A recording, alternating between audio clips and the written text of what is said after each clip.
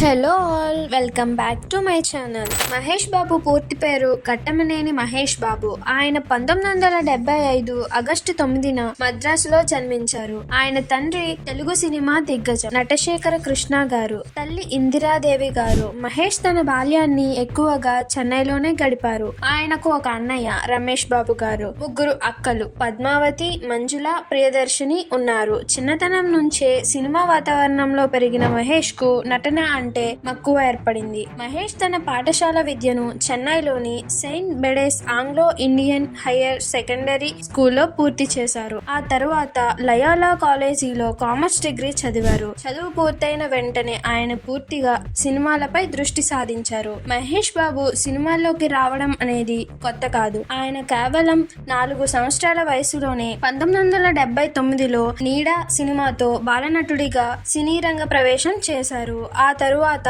పోరాటం, శంకరావం, బజార్ రౌడీ, ముగ్గురు కొడుకులు, గూఢచారి 117, కొడుకు దిద్దిన కాపురం వంటి పలు చిత్రాల్లో బాలనటుడిగా నటించి మెప్పించారు. హీరోగా ఆయన ఎంట్రీ 1999లో కె రాఘవేంద్రరావు దర్శకత్వంలో వచ్చిన రాజకుమారుడు చిత్రంతో జరిగింది. ఈ సినిమా మంచి విజయం సాధించింది. ఆ తరువాత యువరాజు, వంశీ వంటి చిత్రాలతో తనకంటూ ఒక గుర్తింపు తెచ్చుకున్నారు. కానీ 2003లో విడుదలైన ఒక్కడు సినిమా మహేష్ కెరియర్ మలుపు తిప్పింది. ఆ తరువాత అతడు, పోకిరి, దూకుడు, బిజినెస్ మ్యాన్, శ్రీమంతుడు, భరత్ అనే నేను, మహర్షి, సరిలేరు నీకెవరు, సర్కారు వారి పాట వంటి ఎన్నో బ్లాక్ బస్టర్ చిత్రాలతో సూపర్ స్టార్ గా ఎదిగారు. ఆయన స్టైల్, నటన, డైలాగ్ డెలివరీ ప్రేక్షకులను ఎంతగానో ఆకట్టుకున్నాయి. మహేష్ బాబు వ్యక్తిగత జీవితం గురించి మాట్లాడుకుంటే ఆయన 2000 సంవత్సరంలో వంశీ సినిమా షూటింగ్ సమయంలో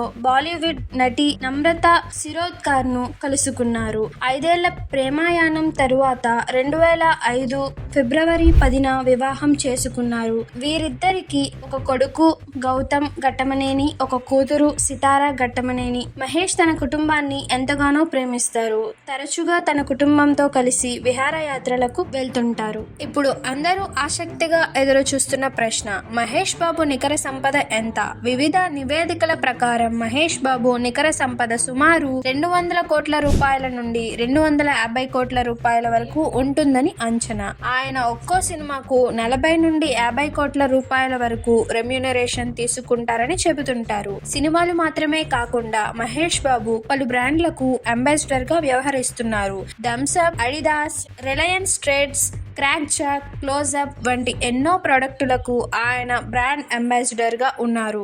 ఈ బ్రాండ్ ఎండార్స్మెంట్ల ద్వారా కూడా ఆయన భారీ మొత్తంలో ఆదాయాన్ని ఆర్జిస్తారు. హైదరాబాద్ లో ఆయనకు అత్యంత విలాసవంతమైన ఇల్లు ఉంది. పలు రియల్ ఎస్టేట్ పెట్టుబడులు కూడా ఉన్నాయి. లగ్జరీ కార్ల కలెక్షన్ కూడా ఆయన సొంతం. ఇక చివరిగా మహేష్ బాబు తదుపరి సినిమా గురించి, ప్రస్తుతం ఆయన దర్శకాధీరుడు ఎస్ రాజమౌళి దర్శకత్వంలో తన 29వ సినిమాలో నటించబోతున్నారు. ఈ సినిమాకు వారణాసి అనే టైటిల్ ఫిక్స్ చేశారు. మహేష్ బాబు కేవలం ఒక నటుడిగానే కాకుండా ఒక బాధ్యత గల పౌరుడిగా కూడా గుర్తింపు పొందారు. ఆయన పలు సామాజిక సేవా కార్యక్రమంలో పాల్గొంటారు. ముఖ్యంగా చిన్నారుల గుండె ఆపరేషన్లకు ఆర్థిక సహాయం అందిస్తారు. ఈ వీడియో మీకు నచ్చినట్లయితే లైక్ చేయండి, షేర్ చేయండి, మన ఛానల్ ను సబ్స్క్రైబ్ చేసుకోండి.